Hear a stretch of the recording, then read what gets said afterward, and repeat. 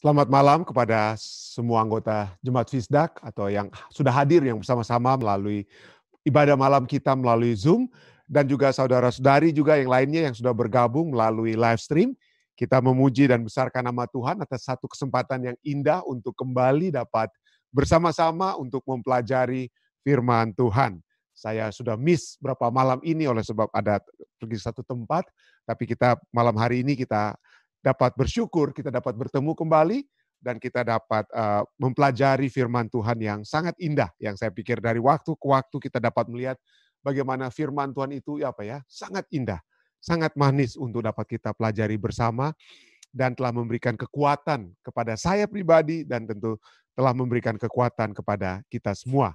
Baik, untuk memulaikan acara ibadah kita, saya ingin mengundang Ibu Lucy dari California yang sudah bergabung melalui Zoom untuk dapat membuka dengan doa. Silakan Ibu Lucy, mungkin di-unmute dulu suara itunya di-unmute.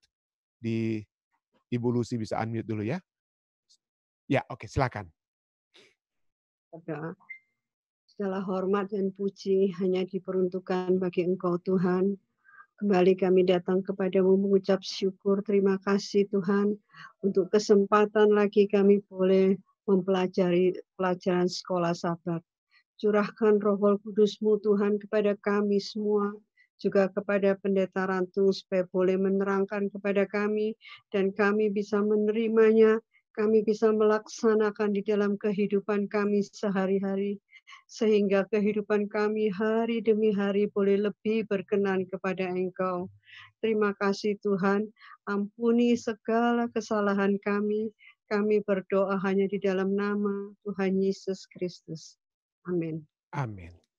Terima kasih, terima kasih.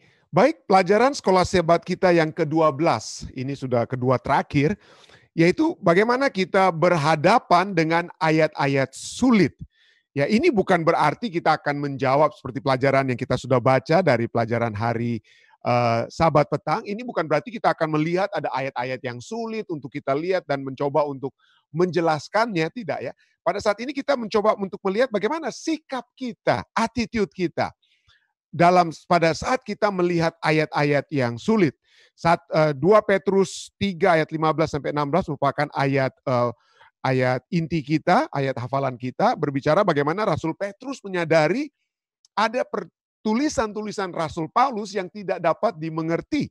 Tidak dapat dimengerti oleh Petrus. Nah, saya akan coba untuk menjawab kenapa. Kenapa sampai Petrus menulis seperti itu? Itu besok malam. Sangat menarik.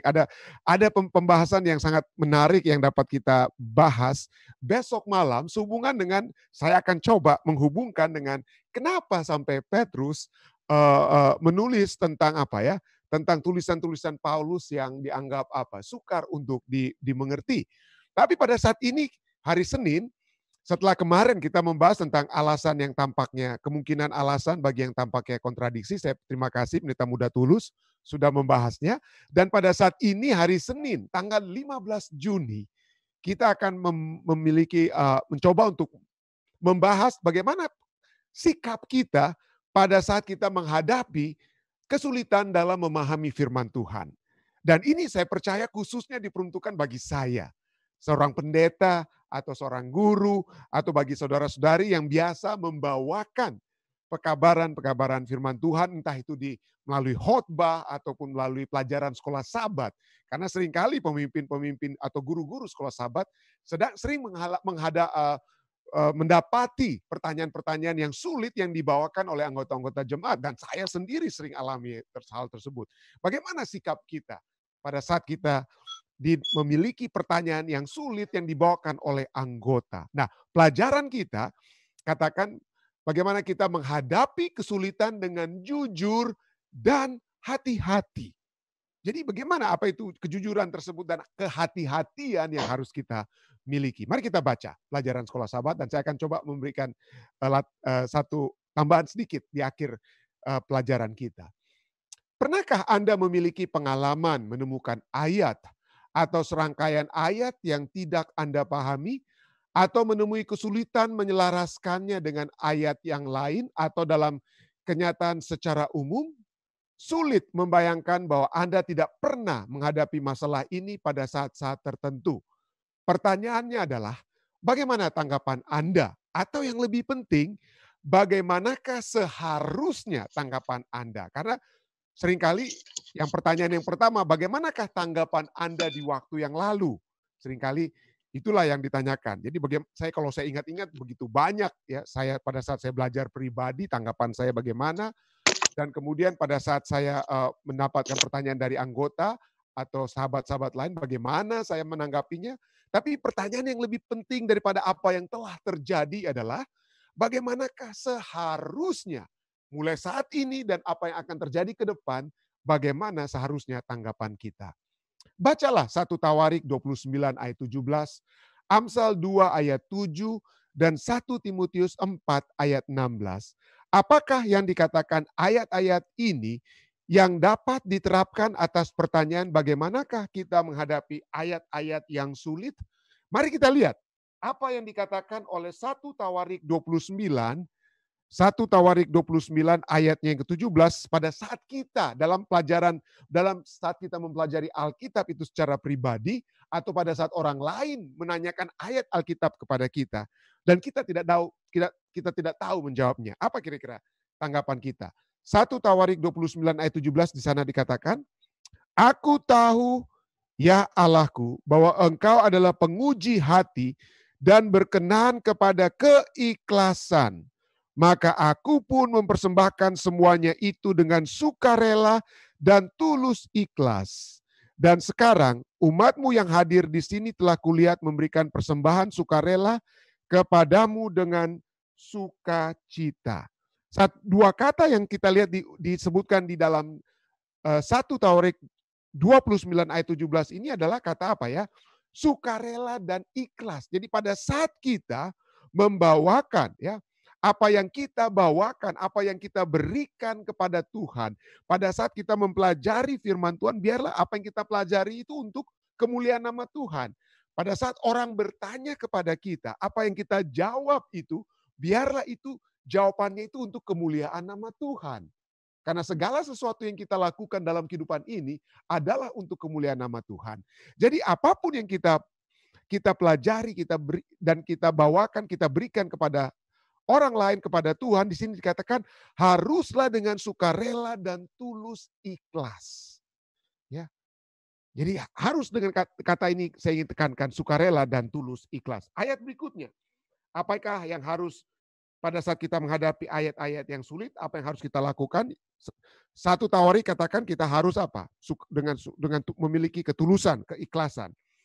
Amsal 2 ayat 7 katakan bahwa Allah atau Ia menyediakan pertolongan bagi orang yang jujur, menjadi perisai bagi orang-orang yang tidak bercela lakunya. Ya, yang tidak bercela lakunya. Nah, bahasa Indonesia kita pisahkan antara orang yang jujur dan tidak bercela lakunya. Bahasa Inggris adalah orang yang upright and walk uprightly. Jadi sebenarnya tidak bercela itu juga artinya apa ya? Orang yang tidak bercela itu adalah orang yang jujur juga. Ya, dia jujur, dia dapat mengakui hal-hal yang tidak dia ketahui. Dan terakhir, di dalam 1 Timotius 4 ayatnya yang ke-16, di sini dikatakan 1 Timotius 4 ayat 16, nasihat Rasul Paulus kepada Timotius. Nanti saya akan bahas di akhir pelajaran sekolah sahabat kita. Ini yang Rasul Paulus katakan kepada Timotius. Awasilah dirimu sendiri dan awasilah ajaranmu, bertekunlah dalam semuanya itu, karena dengan berbuat demikian engkau akan menyelamatkan dirimu dan semua orang yang mendengar engkau. Jadi ada nasihat di sini. Dikatakan apa ya? Bertekun dalam semuanya itu. Karena pada saat kita bertekun dengan berbuat demikian, maka itu akan menyelamatkan diri kita dan menyelamatkan orang yang mendengarkan kita. Jadi pada saat kita mempelajari ayat-ayat yang sulit dalam Alkitab, apa kira-kira sikap kita? Seperti yang saya katakan ya. Apakah kita memiliki sikap yang ya istilahnya orang Indonesia sok tahu ya, atau kita bertekun dengan kejujuran, dengan keikhlasan, membawakannya untuk Tuhan agar supaya kita apa ya? dapat menyelamatkan diri kita sendiri menurut ayat ini dan semua orang yang mendengarkan. Mari kita terus baca pelajaran sekolah sahabat kita ya. Hanya saat kita jujur, kita dapat menghadapi kesulitan-kesulitan secara memadai. Kejujuran menjaga kita agar tidak menghindar dari kesulitan atau berusaha mengaburkannya. Jadi kalau kita hanya asal mau cari tahu saja atau asal jawab saja, yang terjadi itu hanya menambah kesulitan atau kita hanya mengaburkan apa hal yang seharusnya kita ketahui dengan jelas atau yang kita katakan dengan jelas. Kejujuran juga akan mencegah kita dari memberikan jawaban yang dangkal. Ya, orang Jawa bilang jawaban yang cetek, ya, yang tidak melalui penelitian yang cermat. Tuhan senang dengan kejujuran dan integritas. Karena itu kita harus meniru karakter Tuhan, karakternya dalam semua hal yang kita lakukan dan bahkan dalam pelajaran atau mempelajari Alkitab kita. Orang-orang yang jujur akan menghadapi kesulitan Alkitab sedemikian rupa sehingga mereka akan berhati-hati untuk menyajikan informasi di luar konteks, untuk mengubah kebenaran dengan bahasa retorika atau menyesatkan orang lain dengan cara memanipulasi bukti.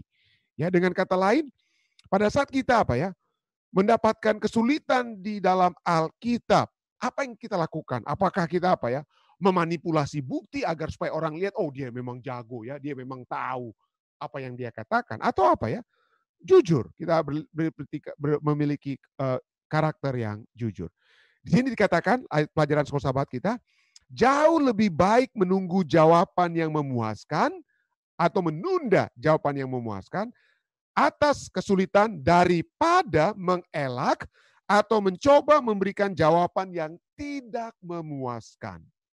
Efek positif lainnya dari bersikap jujur dalam mempelajari Alkitab kita adalah bahwa hal itu dapat membangun kepercayaan dan kepercayaan adalah inti dari semua hubungan pribadi yang sehat. Itu lebih meyakinkan orang daripada sekedar jawaban yang lemah atau yang dangkal atau yang cetek dengan kata lainnya. Lebih baik mengatakan bahwa Anda tidak tahu. Lebih baik Anda bilang, saya tidak tahu bagaimana menjawab pertanyaan atau menjelaskan ayat secara akurat daripada mencoba hanya mengatakan apa yang ingin Anda katakan yang bukan mungkin arti yang sebenarnya. Orang-orang yang berhati-hati ingin mengetahui kebenaran firman Allah dengan sungguh-sungguh. Oleh karena itu, pastikan secara konsisten bahwa mereka tidak terburu-buru mengambil kesimpulan yang mana itu didasarkan pada pengetahuan yang terbatas atau bukti yang lemah. Yaitu karena kalau kita terburu-buru maka itu berdasarkan atas pengetahuan yang terbatas atau bukti yang lemah. Orang-orang cermat bertekad untuk tidak mengabaikan aspek atau detail apapun yang mungkin penting. Mereka tidak tergesa-gesa dalam pemikiran, tetapi teliti dan rajin dalam mempelajari firman Allah dan semua informasi terkait. Apakah yang Anda lakukan? Atau apa yang seharusnya Anda lakukan dengan ayat-ayat yang Anda tidak sepenuhnya mengerti atau yang tampaknya tidak sesuai dengan pemahaman Anda tentang kebenaran?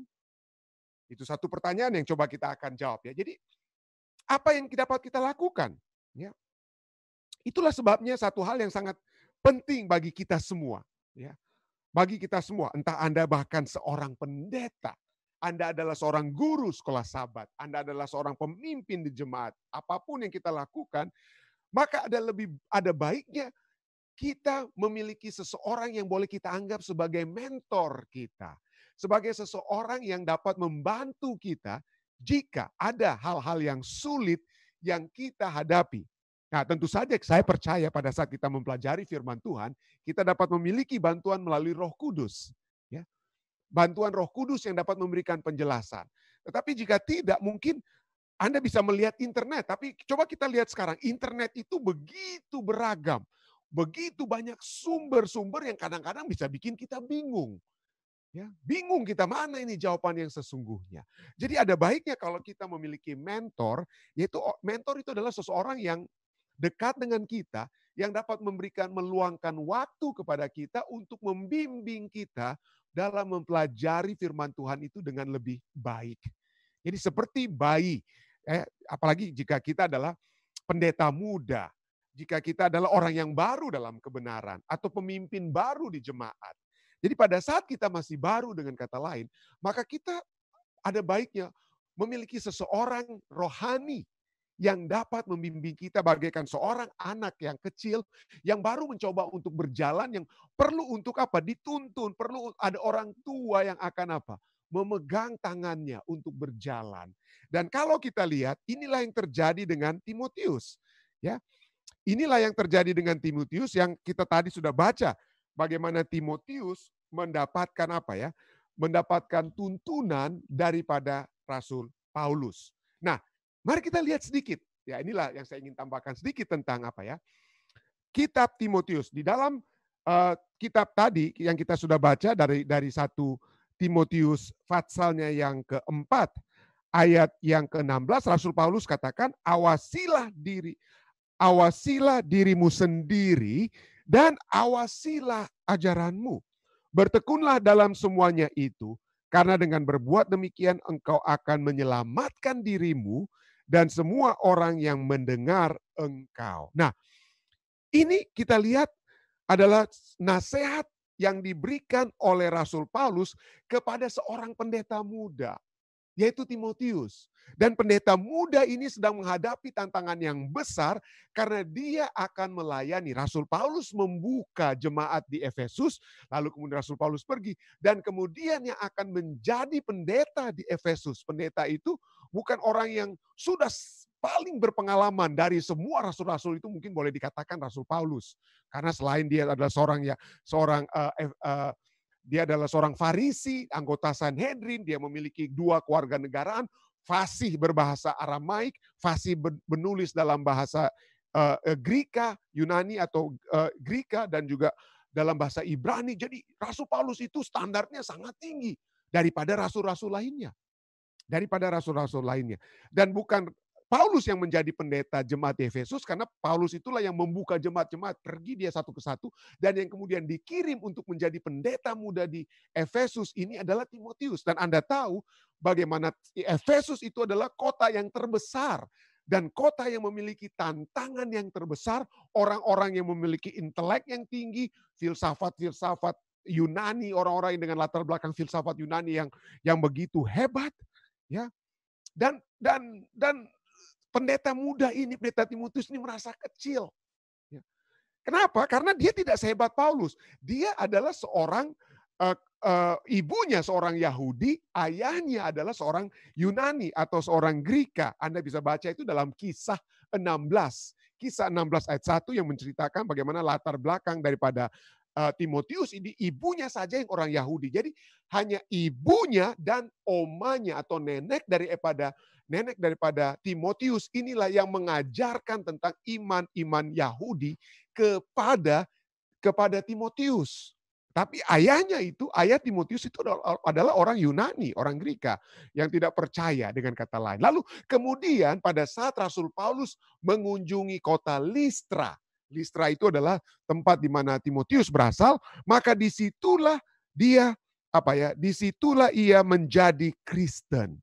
Anda bisa baca itu dalam Kisah Para Rasul yang ke-14. Ya, Kisah Para Rasul yang ke-14. Jadi betul, kalau Anda membaca dalam 2 Timotius 1 ayat 5, 2 Timotius 3 ayat 14-15, Timotius mendapatkan banyak ilmu dari ibu dan neneknya, omanya. Tetapi tidak cukup, dengan kata lain dia merasa kecil. Tetapi kemudian Rasul Paulus, kita baca dari Kisah 16 ayat 1-5, Kisah 16 ayat 1-5, Rasul Paulus mengajak dia untuk melanjutkan membuka jemaat-jemaat pada saat Paulus melakukan apa yang kita kenal saat ini dengan istilah second missionary journey. Perjalanan misionaris Rasul Paulus yang kedua, yang mana dia mengajak, salah satu yang diajak oleh Rasul Paulus itu adalah Timotius. Ya. Dan pada saat kemudian setelah Pak Rasul Paulus menjadi mentor menjadi mentor daripada Timotius. Kemudian setelah Rasul Paulus melihat dia cukup, Rasul Paulus bilang, oke, sekarang kamu akan melayani menjadi pendeta di mana? Pendeta muda di Efesus. Wah, ini membuat ciut. Menjadi ciutlah, sangat ciutlah si Timotius. Karena pertama dia orang muda. Dia pendeta muda. Dan bukan itu saja, dia akan menghadapi orang-orang Efesus yang canggih dalam berfilsafat. Orang-orang yang jago, tahu dalam hal apa ya. Salah satu masalah juga yang terjadi di Efesus ini adalah orang-orang yang suka jadi suka bawa ke pengadilan. Jadi harus tahu, istilahnya dia akan menghadapi banyak sekali ini lawyer atau apa ya, apa istilahnya ini lawyer ini, pengacara-pengacara yang jago berpikir. Jadi Rasul Paulus, jadi Timotius itu merasa sangat apa ya, kecil sekali, sangat kecil. Dan disinilah Rasul Paulus katakan jangan khawatir, kamu pasti bisa untuk apa? Membawa tongkat kebenaran karena Tuhan yang akan berada di belakangmu. Hanya saja pada saat kamu mempelajari firman Tuhan, pada saat kamu ingin membahas firman Tuhan, di sini katakan apa? Rasul Paulus, kita ulangi lagi 1 Timotius 4 ayatnya yang ke apa ya? 16. Awasilah dirimu sendiri dan awasilah ajaranmu. Itu saja kuncinya ya. Bertekunlah dalam semuanya. Jadi selidikilah baik-baik. Nah, inilah yang sering kali terjadi ya. Artinya saya mungkin pada saat, terus terang saja ya, pada saat saya menjadi pendeta muda, pada saat saya baru tamatkan dari Universitas Kelabat dan menjadi pendeta muda di Teling ya, di distrik Manado Tengah di Teling. Jadi pada saat saya diminta untuk berkhotbah atau apa, tiba-tiba saja atau kapan saja saya diminta berdoa, kadang-kadang saya memiliki pendapat apa yang ayat yang saya buka, kalau misalnya tiba-tiba ya, apa yang ayat saya buka lalu saya tunjuk dengan jari saya saya pasti akan apa? Pakai ayat itu untuk berkhotbah.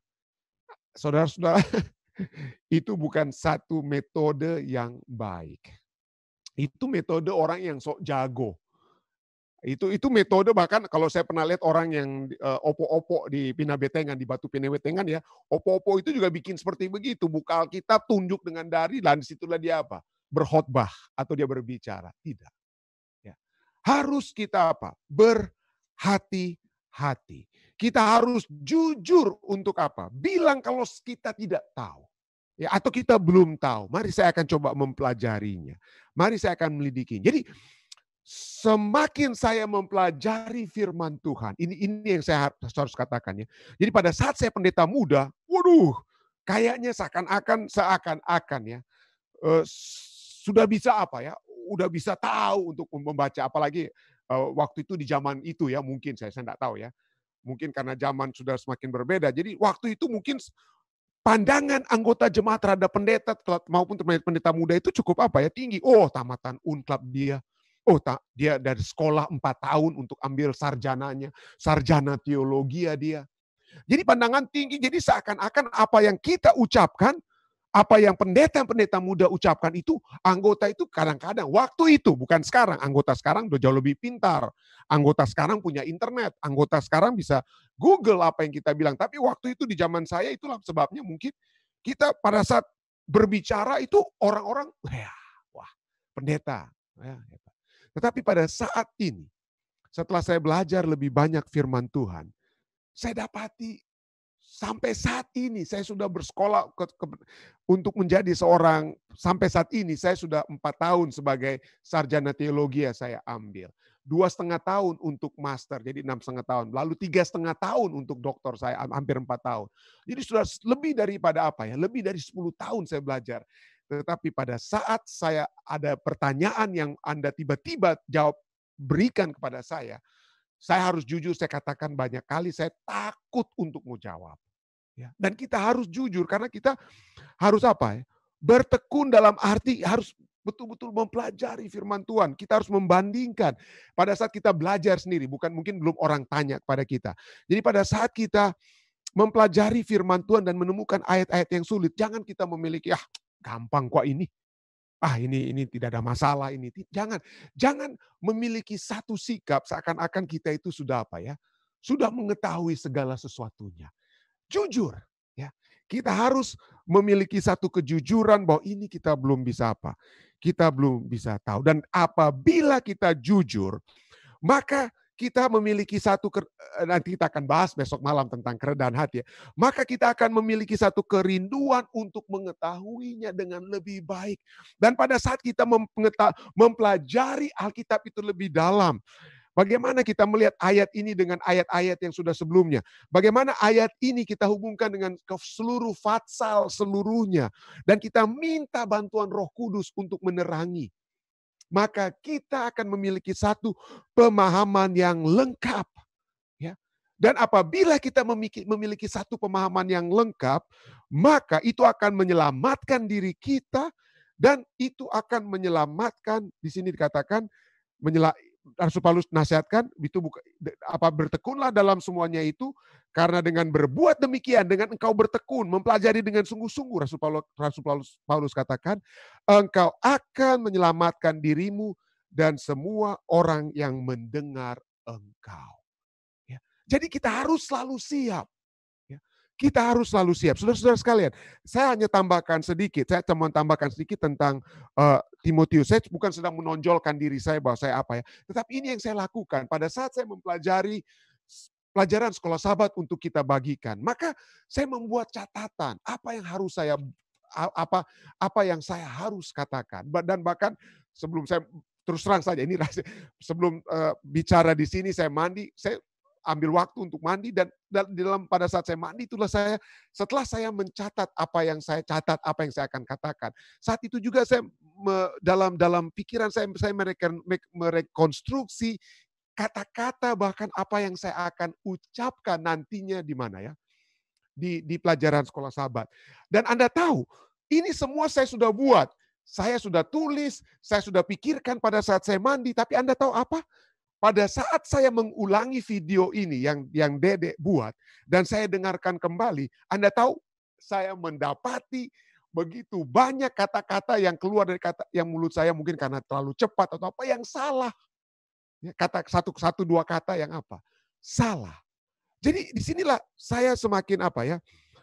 Memiliki satu pemahaman bahwa apa yang dikatakan oleh Rasul Paulus kepada Timotius pendeta muda itu bukan hanya berlaku kepada pendeta muda, tetapi kepada pendeta tua sekalipun, kepada setiap umat Tuhan yang mempelajari firman Tuhan. Jangan pernah kita memiliki satu pemikiran, satu sikap bahwa so tahu kok itu. Ya, sudah tahu, kita so tahu. Begitu orang lain sedang berbicara, pendeta lain sedang berbicara, enggak ada artinya itu. Saya tahu lebih banyak. Jangan sekali-kali kita memiliki satu apa? Sikap seperti itu. Siapapun kita, entah kita pendeta muda, pendeta tua, anggota solama di jemaat, anggota baru di jemaat.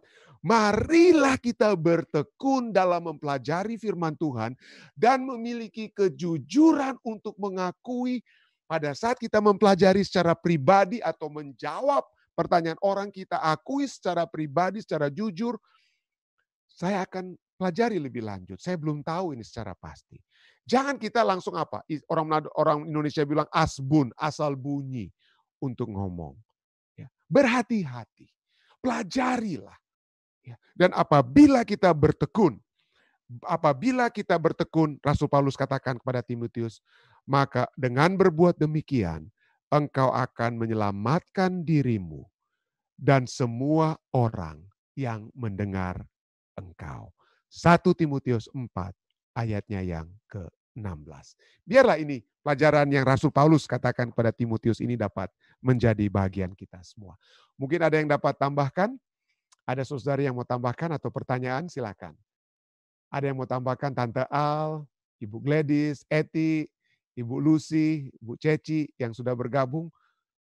Saya tidak tahu apa ya, ada yang di iPhone ini, cuma saya lihat di Zoom ada yang iPhone.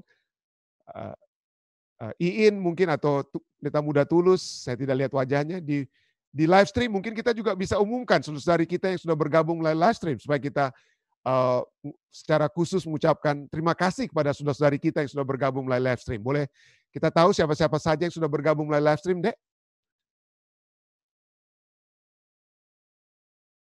Oh, puji Tuhan. Jadi saya tidak bisa lihat siapa Anda yang sudah bergabung melalui live stream, tapi saya mengucapkan apresiasi kami dari Jemaat Fisdak pada Anda yang sudah dari malam ke malam bergabung dengan live stream Jemaat Fisdak.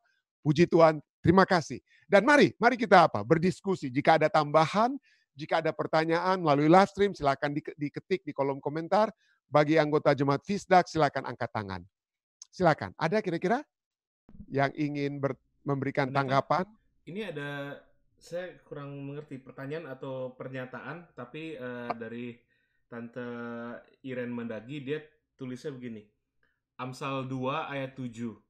Janji yang sulitkah untuk kita saat ini untuk mendapatkan pertolongan karena harus hidup jujur bahkan yang tidak bercela lakunya? Ada yang istilahnya ada pepatah ya katakan kalau kita di dalam dunia ini bersikap jujur maka kita akan buntung, apa istilahnya? Nggak mau untung ya, dibodoh-bodohi oleh orang kalau kita. Saya tetap percaya ya, pengalaman pribadi. Pada saat kita tidak jujur, misalnya dengan pasangan kita, ya, yang terjadi adalah ketidakjujuran itu kita akan tutup dengan ketidakjujuran yang lain. Ya. Ketidakjujuran yang satu kita tutupi dengan ketidakjujuran yang lain. Dan akhirnya pada saat itu terbuka semuanya, maka yang jadi itu adalah satu masalah yang begitu hebat.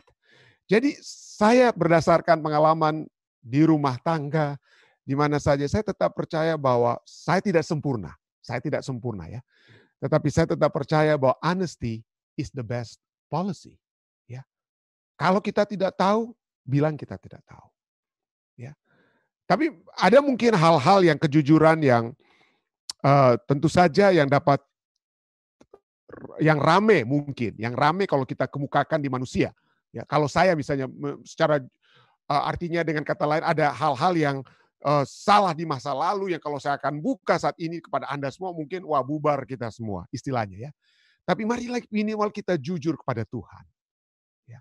Kita bawakan itu kepada Tuhan, kita minta pengampunan dari Tuhan agar supaya kita tidak ulangi lagi hal yang sama. Ya. Jadi dengan kata lain, kejujuran itu step untuk perubahan, step untuk dapat berubah. Setiap perubahan itu tidak akan pernah terjadi kalau tidak ada yang satu step yang pertama yang dikenal dengan nama acknowledgement. Kita mengakui. Ya.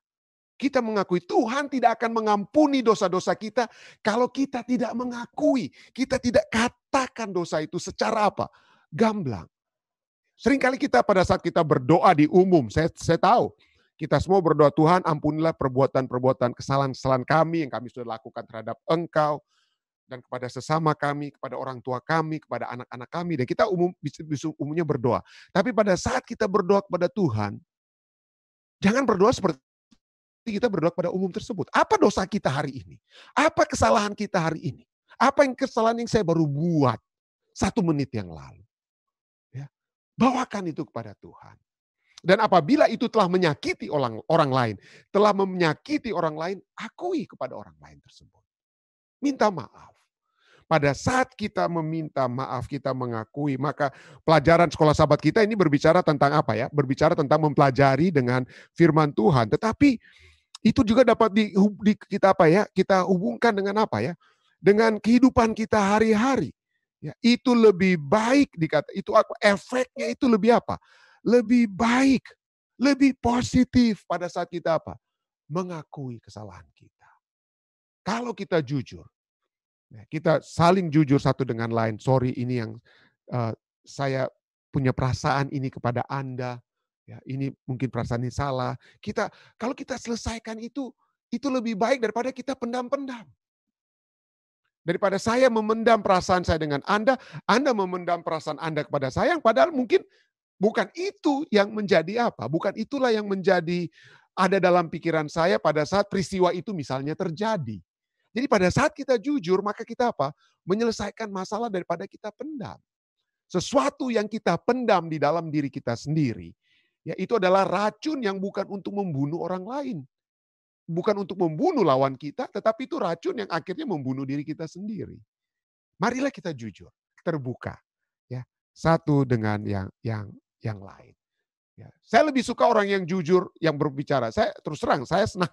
Saya nggak mau bilang siapa ya, tapi di jemaat ini ada orang-orang yang sangat jujur kepada saya. Bilang, pendeta, ini kalau bisa pendeta begini-begini. Saya senang itu. Jadi mungkin sering orang pikir, waduh masa keterlaluan, sakit hati nanti pendeta.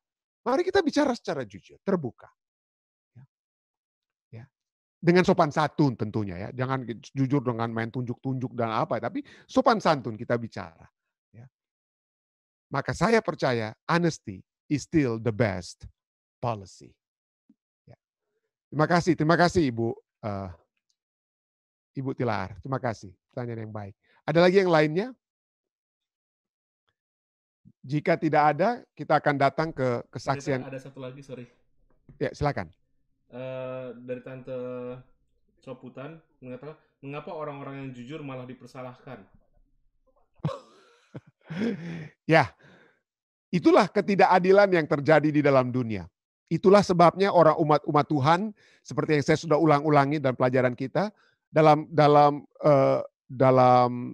kitab Wahyu pasal 6, mereka berteriak kan, karena mereka mengalami ketidakadilan yang mereka hadapi. Ya, mereka mengalami, tapi istilahnya itulah kuk yang harus kita pikul kan. Inilah beban ya, beban yang Yesus telah pikul dan beban kecil yang kita harus apa? Pikul. Dengan kejujuran tersebut mungkin kita akan kita akan dikecilkan oleh dunia dan lain sebagainya. Tetapi sekali lagi, kita bukan hanya menghadapi kehidupan sekarang ini. Tujuan kita itu bukan sekarang ini. Tujuan kita itu adalah seperti yang dialami oleh Musa dan Abraham, yaitu apa? Satu kehidupan bersama-sama dengan Tuhan. Di kota yang Tuhan sudah apa? Siapkan bagi kita, karakter kehidupan kita itu kan. Ya betul, kadang-kadang kalau kita jujur, kita dianggap sebagai orang yang lemah ya. Tetapi sekali lagi, meekness. Ya, apa itu meekness bahasa Indonesianya ya? Ya termasuk itu kelemah lembutan, meekness, kejujuran ya, meekness. Meekness is not a sign of weakness. Kejujuran itu bukanlah satu tanda Anda apa? Kelemahan. Atau kelemah lembutan bukan merupakan satu tanda bahwa Anda itu orang yang apa? Lemah. Silakan, biarlah apa yang manusia katakan. Tetapi yang bagi kita yang terutama adalah apakah kita berkenan kepada Allah. Ya, apakah kita berkenan kepada Allah. Jadi kita bisa saja mungkin ada hal-hal yang istilahnya dengan kebijaksanaan surga, itu kita tidak dapat sampaikan secara umum. Tetapi kepada Tuhan, kita harus menyampaikan segala sesuatunya itu secara mendetail. Ya. Kenapa? Bukan supaya Tuhan tahu apa yang orang lain tidak tahu. Tuhan tahu. Tetapi supaya step pertama untuk perubahan itu terjadi. Yaitu sebelum ada perubahan harus ada acknowledgement, pengakuan. Dan itulah yang Tuhan tuntut dari kita. Apakah kita menyadari kesalahan kita. Kita sedang berada dalam satu dunia. Kita melihat pemimpin-pemimpin negara yang tidak pernah menyatakan I'm sorry. Kita tahu, saya tidak usah sebut siapa dia atau mereka ini. Kita melihat begitu banyak contoh-contoh di dunia saat ini. Pemimpin-pemimpin negara, orang-orang yang kita anggap yang seharusnya kita hormati. Tetapi tidak ada kejujuran dalam diri mereka. Ya, tidak ada kejujuran dalam diri mereka. Apakah itu jadi satu contoh ya, yang baik? Tapi bagi saya, for me and my house, we will serve the Lord. Bagi aku dan seluruh keluargaku, aku ingin melayani Tuhan. Dan Tuhan melalui firman-Nya sudah menyatakan bahwa salah satu cara untuk melayani Tuhan adalah dengan apa? Kejujuran tersebut. Ya, dengan kejujuran tersebut. Sekali lagi terima kasih kepada saudara-saudari sekalian yang sudah bergabung melalui Zoom dan juga live stream. Tuhan memberkati, stay safe, stay healthy. Tuhan memberkati kita semua.